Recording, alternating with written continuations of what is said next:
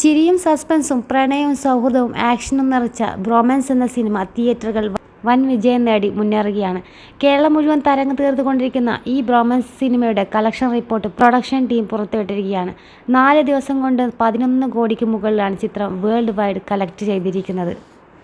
Juan ജോ, 18+ എന്നീ സിനിമകൾക്ക് ശേഷം അരുൺ ഡി ജോസ് സംവിധാനത്തിൽ യുവനിര നായികമാരെ അണിനിരത്തുന്ന ഈ സിനിമ സോഷ്യൽ മീഡിയയിലും ക്യാമ്പസുകളിലും ഒരേപോലെ തരംഗം തീർത്തുകൊണ്ട് ലോകമെമ്പാടുമുള്ള തിയേറ്ററുകളിൽ പ്രദർശനത്തിനെത്തിയിരിക്കുകയാണ്.